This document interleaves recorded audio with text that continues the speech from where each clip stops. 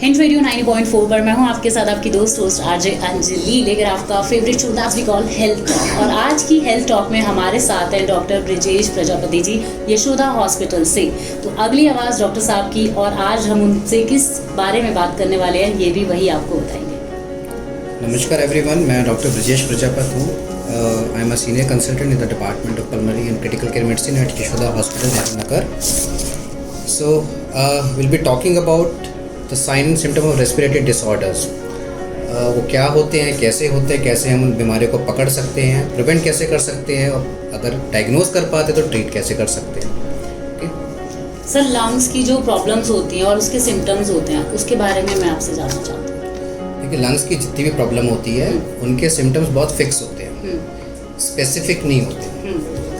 Lung की कोई भी प्रॉब्लम 5 कार्डिनल सिम्टम के साथ में आती है, जिसके अंदर हम बोलते हैं खांसी आना, खांसी के साथ बलगम आना और खांसी में खून आना। ये 3 कार्डिनल सिम्टम के अलावा चौथा चेस्ट पेन और 5वां सांस का फूलना।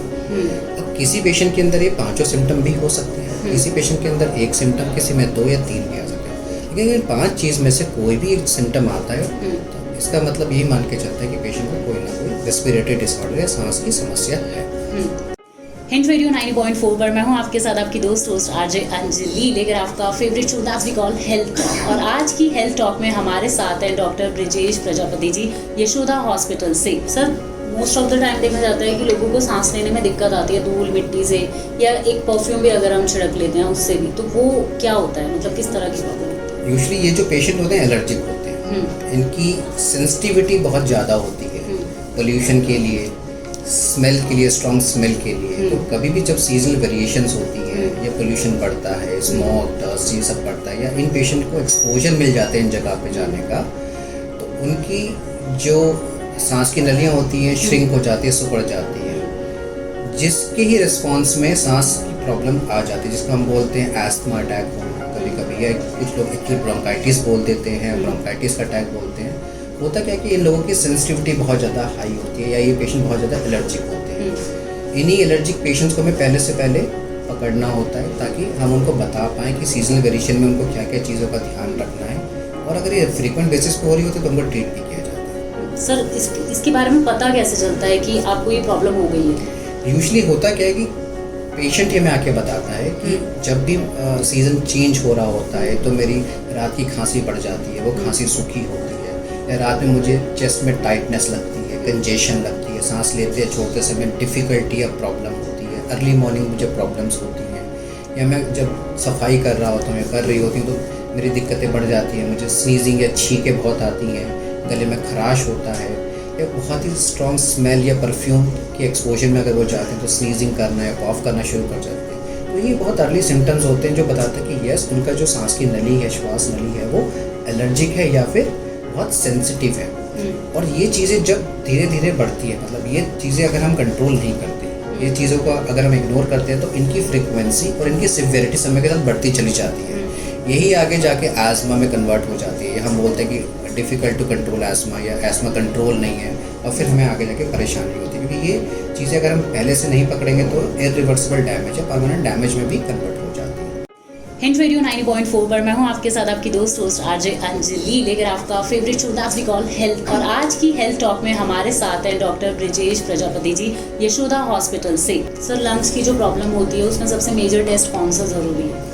कोई मेजर कोई माइनर टेस्ट नहीं होता। सबसे पहला अगर लंग की प्रॉब्लम है तो आपने टेस्ट खुद नहीं कराना, आपने एक रेस्पिरेटरी फिजिशियन को दिखाना है। वो डिसाइड करता है कि क्या टेस्ट किस लिए ज़रूरी है, क्योंकि सिम्टम सबके बड़े कॉमन है, सब में सांस फूलता है, सब में खांसी आती है, सब में बलगम आता है, खून भी आ सकता है। तो आपने रेस्पिरेटरी फिजिशियन को दिखाना होता है, वो देखता है कि किस बीमारी के लिए कौन सा टेस्ट सबसे बेहतर है। यूजुअली अगर कोई लंबी बीमारी चल रही होती है, जैसे कोई लंबी खांसी चल रही होती है, तो हम ये मान के चलते हैं कि ऐसा ना हो कि इन्फेक्शन चल रहा हो। उसके लिए सबसे स्क्रीनिंग टेस्ट हम बोलते हैं यूजुअली चेस्ट एक्सरे होता है। या अगर हमें किसी के अंदर सिम्टम दिख रहे होते हैं एपिसोडिक, किसी की सांस लेते समय आवाज़ें आती हैं, सीटी जैसी आवाज़ आना होता है, ये अर्ली साइन होता है कि एस्मा के लक्षण हो सकते हैं, एस्मा हो सकता है। इन पेशेंट के अंदर हम बहुत ही सिंपल टेस्ट कराते हैं, इसको बोलते हैं स्पायरोमेट्री या पल्मोनरी फंक्शन टेस्ट बोला जाता है, जिसमें बस एक छोटी सी मशीन के अंदर फूंक मार के देखना होता है। ये नॉन इन्वेसिव टेस्ट है, रेडिएशन फ्री टेस्ट है, प्रिक नहीं होता, बहुत ईजिली कर लेते हैं हम अपनी ओपीडीज़ के अंदर, और इसका रिजल्ट भी इमीडिएटली मिल जाता है। सो अगर एक फिजिशियन देखता है तो वो बता पाता है कि कौन सा टेस्ट ज़रूरी है। तो बैटरी ऑफ टेस्ट रिक्वायर्ड नहीं होता, एक अच्छी एग्जामिनेशन रिक्वायर्ड होती है। तो don't go for that test, ठीक है, visit a physician, that is important. Doctor साहब से बातें और भी होती रहेंगी हिंट रेडियो 90.4 पर। अभी आपके लिए हम ले रहे हैं एक शॉर्ट म्यूजिकल ब्रेक। मिलते हैं कुछ ही देर में। Stay tune hint radio 90.4।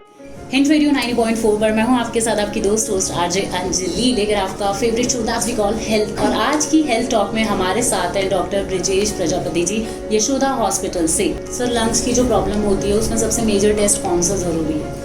कोई मेजर कोई माइनर टेस्ट नहीं होता। सबसे पहला अगर लंग की प्रॉब्लम है तो आपने टेस्ट खुद नहीं कराना, आपने एक रेस्पिरेटरी फिजिशियन को दिखाना है। वो डिसाइड करता है कि क्या टेस्ट किस लिए ज़रूरी है, क्योंकि सिम्टम सबके बड़े कॉमन हैं। सब में सांस फूलता है, सब में खांसी आती है, सब में बलगम आता है, खून नहीं आ सकता है। तो आपने रेस्पिरेटरी फिजिशियन को दिखाना होता है, वो देखता है कि किस बीमारी के लिए कौन सा टेस्ट सबसे बेहतर है।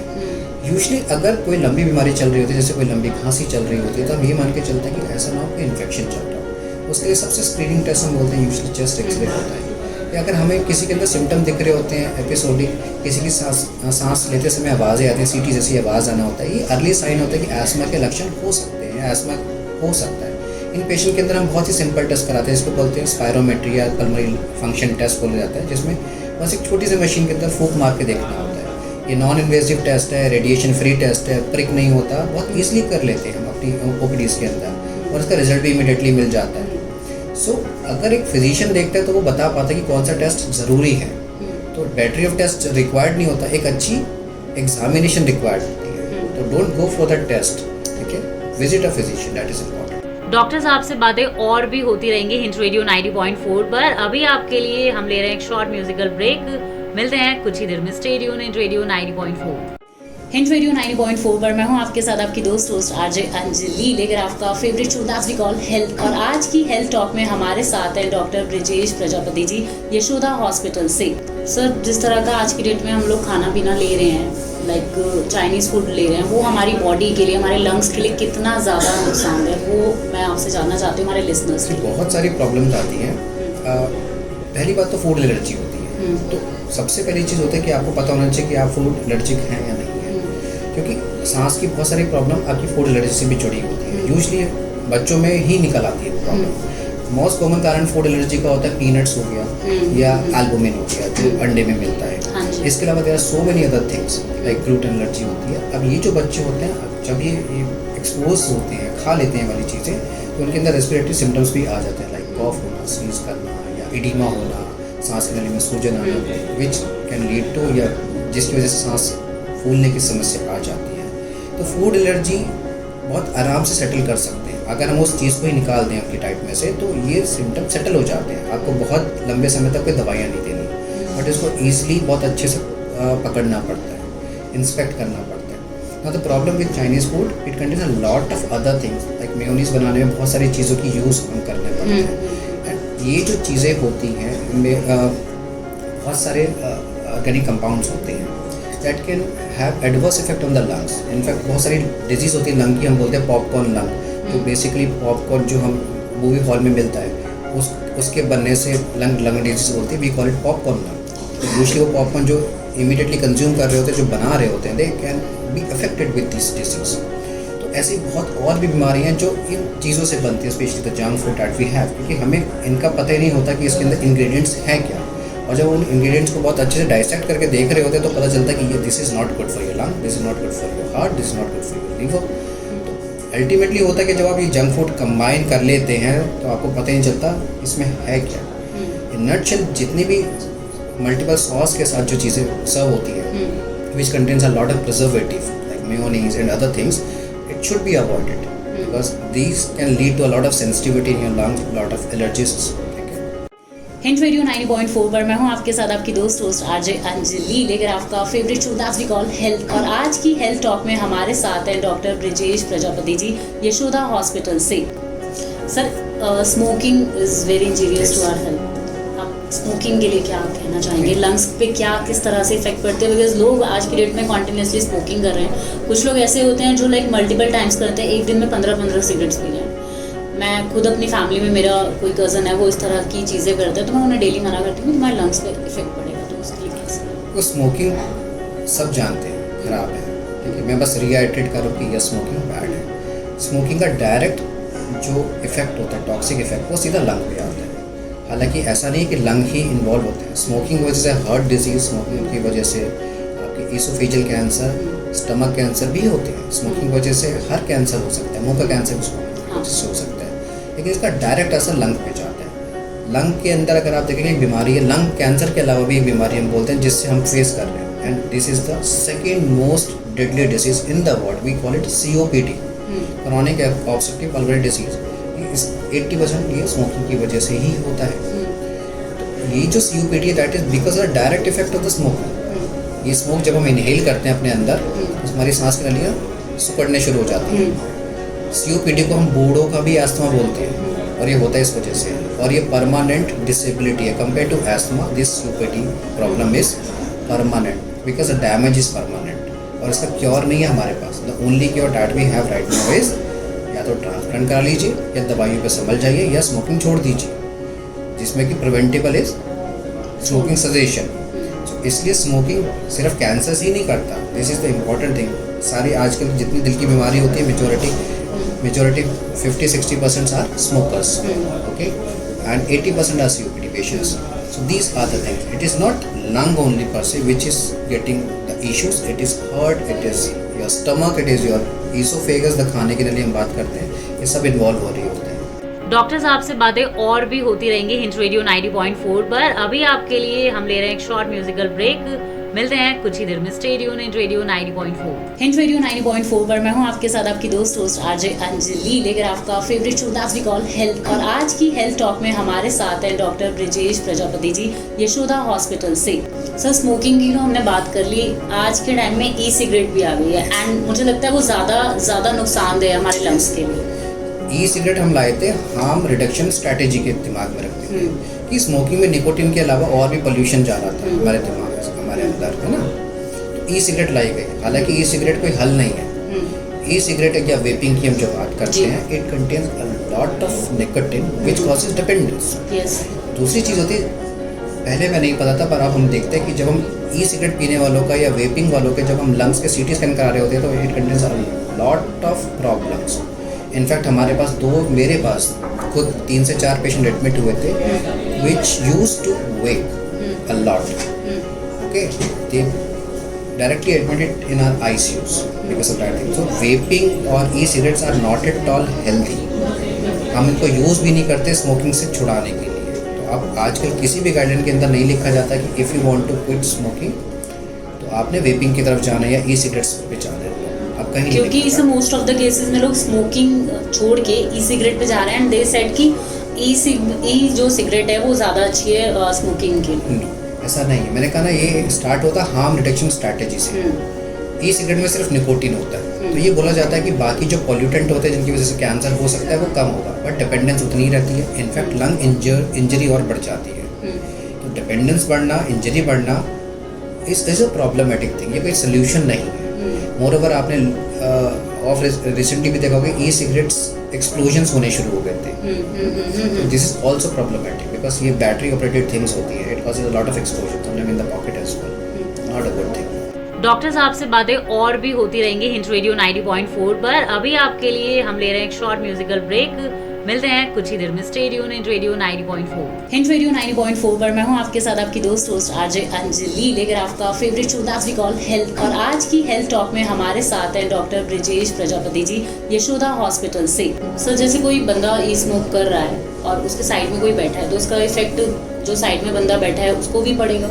यूजली पड़ता है, but compare to normal cigarettes कम पड़ता है। इसीलिए हमने इसको बोला था हार्म रिडक्शन स्ट्रैटेजी। पड़ता है पर नॉर्मल सिगरेट से कम पड़ता है। पर उस आदमी के ऊपर एक्चुअली क्या होता है, प्रोपाइलिन ग्लाइकोल करके एक चीज़ सब्सटेंस होता है जो निकोटिन के साथ अंदर जाता है, which is injurious to lung. तो वो जब अंदर जाएगा तो लंग तो डैमेज होगा ही होगा। मे बी दूसरे पर्सन का कम होगा, जिसे हम बोलते हैं पैसिव स्मोकर, उनका कम होगा, बट जो एक्टिव स्मोक कर रहा है उसका 100%। सर, हार्ट की भी प्रॉब्लम हो सकती है इससे? Yes, smoking causes lung problem, smoking causes heart problem, smoking causes gastric problem, smoking causes gut, smoking causes esophageal cancers, और oral cancer तो सबको पता ही होता है। डॉक्टर साहब से बातें और भी होती रहेंगी हिंट रेडियो 90.4 पर। अभी आपके लिए हम ले रहे हैं एक शॉर्ट म्यूजिकल ब्रेक। मिलते हैं कुछ ही देर में। Stay tune hint radio 90.4। Hint radio 90.4 पर मैं हूं आपके साथ आपकी दोस्त होस्ट आरजे अंजलि, लेकर आपका favourite show that's we call health. और आज की हेल्थ टॉक में हमारे साथ हैं डॉक्टर ब्रिजेश प्रजापति जी, यशोदा हॉस्पिटल से। सर, जो एस्थमा के पेशेंट्स होते हैं उनको इनिशियली स्टेज में कैसे पता लगता है उन्हें एस्थमा है? Because most of the time पे लोग इग्नोर कर देते हैं, डॉक्टर से कंसल्ट नहीं करते। यूजली एस्मा के पेशेंट है उनको नाइट टाइम सिम्टम्स होते हैं या अर्ली मॉर्निंग सिम्टम होते हैं। अर्ली मॉर्निंग मतलब सुबह के 3 से लेकर सुबह के 6 बजे उनका कॉफ आता है, सूखी खांसी बोलते हैं, सूखी खांसी के धसके आते हैं, वो उठ जाते हैं। उसी समय उनके सांस में से सीटी जैसी आवाज़ें आना या चेस्ट टाइटनेस होना, छाती में जकड़न होना, और वो आके चले जाते हैं। आधे घंटे हुए और फिर वो ऑटोमेटिकली ठीक हो गए। कुछ लोग बोलते हैं कि चाय पीने से ठीक हो गए या गर्म पानी पी ले ठीक हो गए, और वो क्लासिकल नाइट टाइम सिम्टम आते हैं और महीने में एक बार आएंगे। आप इग्नोर करोगे तो महीने में 2 बार आ जाएंगे, महीने में 3 बार, till they become so frequent कि हर दिन आने शुरू हो जाते हैं। उस पॉइंट पे वो हमें दिखाना शुरू करते हैं कि ये रोज़ रात में दिक्कत हो रही होती है। एस्मा के सिम्टम प्रीडोमिनेटली रात में ही आते हैं। दिन में वो तब आते हैं जब रात के सिम्टम इग्नोर करके वो दिन टाइम में आ जाते हैं। अगर आप नाइट टाइम सिम्टम्स पकड़ पाते हैं या पेशेंट बहुत ही जिसे बोलते हैं ना बहुत ही एक्टिव होता है, पकड़ लेता है सिम्टम और फिजिशियन के पास चले जाते हैं, तो ये ईजिली ट्रीटेबल होते हैं। क्योंकि अगर यही चीज़ को हम इग्नोर करते हैं और यही airway problems, airway inflammation, airway allergies बढ़ के डे में भी आ जाती है, तो पेशेंट बहुत ज़्यादा प्रॉब्लम में आ जाता है, क्योंकि तब हमें दवाई की डोज भी बढ़ा के देनी पड़ती है। डॉक्टर साहब से बातें और भी होती रहेंगी हिंट रेडियो 90.4 पर। अभी आपके लिए हम ले रहे हैं एक शॉर्ट म्यूजिकल ब्रेक। मिलते हैं कुछ ही देर में। Stay tune hint radio 90.4। Hint radio 90.4 पर मैं हूं आपके साथ आपकी दोस्त होस्ट आरजे अंजलि, लेकर आपका favourite show that's we call health. और आज की हेल्थ टॉक में हमारे साथ हैं डॉक्टर ब्रिजेश प्रजापति जी, यशोदा हॉस्पिटल से। Sir, day to day life में हम देख रहे हैं कि सांस लेने की जो प्रॉब्लम है वो बढ़ती ही जा रही है, और कॉन्टिन्यूसली अगर देखा जाए तो वो एयर पॉल्यूशन भी है, नॉर्मल पॉल्यूशन भी है, हर तरह का पॉल्यूशन हम लोग फेस कर ही रहे हैं। बट हमारी जो जनता है वो अभी भी संभल नहीं रही है, तो उनके लिए एक मैसेज। इसमें ये देखो, स्किन के अलावा हमारी बॉडी में लंग ही दूसरा ऑर्गन है जो हमारे एटमॉस्फेयर से खुला हुआ है जी। तो हम चाह के भी हम जितना मर्जी अच्छा खाना खाएं, लंग की हेल्थ हमारे एटमॉस्फेयर से जुड़ी हुई है। अगर हम अपना बाहर का वातावरण अच्छा रखेंगे तो हमारा लंग ऑटोमेटिकली हेल्दी हो जाएगा। इसमें सिर्फ हमें अपने बारे में नहीं सोचना है कि मैं अच्छा खाना खाऊँ तो मेरा लंग हेल्दी रहेगा, नहीं, मुझे अच्छा सांस भी लेना है, और वो तभी हो पाएगा जब मेरे आसपास वाले लोग भी जागरूक रहेंगे इसके लिए। ठीक है, तो एक चीज़ का बहुत इंपॉर्टेंट ध्यान रखना है कि आपको अपने घर का पॉल्यूशन और घर के बाहर का पॉल्यूशन पे ध्यान रखना है। एक टर्म होती है इंडोर एयर पॉल्यूशन, हम इसको इग्नोर करते हैं, हम बाहर के पॉल्यूशन पे ध्यान रखते हैं। इंडोर एयर पॉल्यूशन उतना ही खराब है जितना आउटडोर एयर पॉल्यूशन। अगर एक आदमी ने घर में स्मोक किया है तो वो स्मोक के जो कण हैं 24 घंटे तक उस कमरे में रहेंगे, और 3 फीट के नीचे तो बहुत देर तक रहते हैं। तो ऐसा कोई बच्चा जिसके घर में जो स्मोक करता है उसके घर में अगर 2 साल का बच्चा है, वो 2-3 फीट का होता है, वो सबसे ज़्यादा वो पार्टिकल इनहेल करता है। तो ऐसा देखने में आया कि जो स्मोकर्स होते हैं उनके घर में एस्थमा के बच्चे ज़्यादा होते हैं, क्योंकि वो ज़्यादा पैसिव स्मोकर्स होते हैं। तो हमें इंडोर एयर पॉल्यूशन में भी काम करना होता है। हमारे घर के अंदर जो कारपेट्स होते हैं, स्मोकिंग तो करनी नहीं है घर के अंदर, because these are not well ventilated.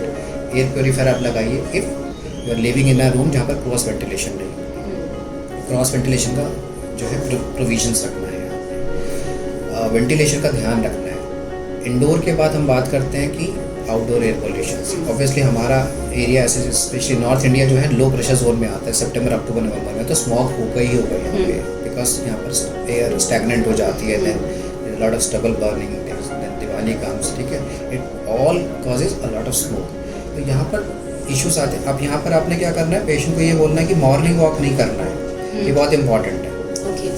सितंबर अक्टूबर नवंबर के टाइम में अगर आप रेस्पिरेटरी डिजीज से ग्रसित हैं, परेशान हैं, तो आप मॉर्निंग वॉक नहीं करेंगे, क्योंकि जब आप मॉर्निंग वॉक करते हैं तो आप मुंह से सांस लेते हैं, और जब मुंह से सांस लेते हैं तो एयर बिना फिल्टर होके ही अंदर जाएगी, which means a lot of pollution, lot of pollutant, तो वो आपकी रेस्पिरेटरी प्रॉब्लम्स को और बढ़ा देती है। तो हम सबको ये एडवाइस करते हैं कि सितंबर अक्टूबर नवंबर में स्मोक टाइम बहुत है, फॉग बहुत होता है, पोल्यूशन बहुत होता है, तो do not go for morning walk, do not go for evening walks, these create more problems. Doctor साहब से बातें और भी होती रहेंगी हिंट रेडियो 90.4 पर। अभी आपके लिए हम ले रहे हैं एक शॉर्ट म्यूजिकल ब्रेक। मिलते हैं कुछ ही देर में। Stay tuned in radio 90.4। Hint radio 90.4 पर मैं हूं आपके साथ आपकी दोस्त होस्ट आरजे अंजलि, लेकर आपका favourite show that's we call health. और आज की हेल्थ टॉक में हमारे साथ हैं डॉक्टर ब्रिजेश प्रजापति जी, यशोदा हॉस्पिटल से। सर, चलते चलते सांस फूल जाना और लोग बहुत बार मुंह से सांस लेते हैं, तो इज इट गुड और bad? Mouth breathing is always bad. जब भी माउथ ब्रीदिंग आप कर रहे हैं, इसका मतलब कुछ ना कुछ प्रॉब्लम आपके साथ में है, उसको हमेशा दिखाना चाहिए। क्योंकि माउथ ब्रीदिंग सोते समय भी अच्छी नहीं है, mouth breathing normal day time में भी अच्छी नहीं है, ये फिजियोलॉजिकल है ही नहीं। और जब भी अगर आप इसको करना पड़ता है, आपको करनी की जरूरत पड़ती है, इसका मतलब आपको अपने आप को दिखाना है। इट्स नॉट गुड, क्योंकि इससे गला सूखता है, पोल्यूशन जो हवा है बिना फिल्टर के अंदर जाती है, it causes other lot of issues. Sir, एक लास्ट मैसेज हमारे लिसनर्स के लिए कि अपनी लंग्स का ध्यान रखें। आज जैसा आपने कहा कि स्किन के बाद लंग्स हमारी सेकंड एक ऐसी चीज़ है जो सबसे ज़्यादा हमें मतलब कंट्रोल में रखती है, तो प्लीज़ एक मैसेज। दो चीज़ें हैं, अगर आप लंग की बीमारी से परेशान हैं तो आपने उसके ट्रीटमेंट के साथ में आगे फ्यूचर कोर्स में उसको प्रिवेंट कैसे करना है उसका ध्यान रखिए। आप जितने भी लंग्स डिजीज से ग्रसित लोग हैं, like COPD, asthma, bronchiectasis, recurrent pneumonia वाले लोग, ये अपना एनुअल इन्फ्लुएंजा वैक्सीनेशन पे ध्यान दीजिए। अगर बच्चों में भी एस्मा के लक्षण हैं या बच्चों के अंदर फ्रीक्वेंट एस्मा होता है, तो इनको भी वैक्सीनेशन पे पूरा ध्यान देना चाहिए। इसके अलावा हमें उन सब चीज़ों से बचना चाहिए जिनसे लंग हमारे इंजर हो सकते हैं, लाइक वेपिंग, हुक्का स्मोकिंग, शीशा smoking and obviously the vaping and e-cigarette and non active smoking से ज़्यादा पैसिव स्मोकिंग हार्मफुल है। मैं हमेशा बताता हूँ, आपके कोई भी फ्रेंड, कोई भी दोस्त घर में कोई भी स्मोक कर रहा है, तो आपसे ज़्यादा मतलब वो स्मोक करने वाले से ज़्यादा आप परेशान हो, क्योंकि वो फिल्टर से स्मोक अंदर ले रहा है, लेकिन वो जो स्मोक छोड़ रहा है आप बिना फिल्टर के अंदर लेते हैं। तो पैसिव स्मोकिंग ज़्यादा डेंजरस होती है, ज़्यादा इंजूरियस होती है। इसलिए अगर आपका कोई फ्रेंड ऐसा जो स्मोक कर रहा है, आप उसको बोलिए स्मोकिंग छोड़िए, या फिर आप वहाँ से हट जाइए, उसके सर्कल से हट जाइए। That is very important. Doctor साहब से बातें और भी होती रहेंगी हिंट रेडियो 90.4 पर। अभी आपके लिए हम ले रहे हैं एक शॉर्ट म्यूजिकल ब्रेक।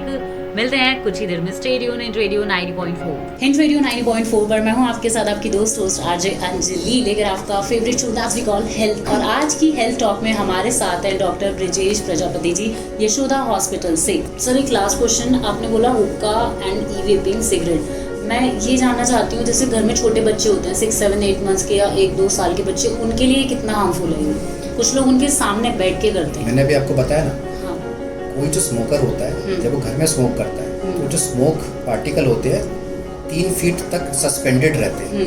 तो जो 5 फुट का आदमी है वो तो इनहेल नहीं करेगा वो स्मोक, लेकिन जो स्क्रॉल करने वाला बच्चा है, घुटनों के बल चलने वाला बच्चा है, 2 साल का बच्चा जो 2 ही फीट की हाइट है, वो वही एयर स्मोक अंदर लेके जाएगा। तो घर के अंदर आप स्मोक करते हैं तो सबसे ज़्यादा हानि उन 2 साल के 3 साल के बच्चों को होती है। इसलिए उस वेसिनिटी में जहाँ छोटे बच्चे रहते हैं, जहाँ छोटे बच्चे क्रॉल करते हैं, कभी हमें हुक्का स्मोकिंग और ये स्मोकिंग नहीं करनी चाहिए। Thank you so much sir, thank you so much.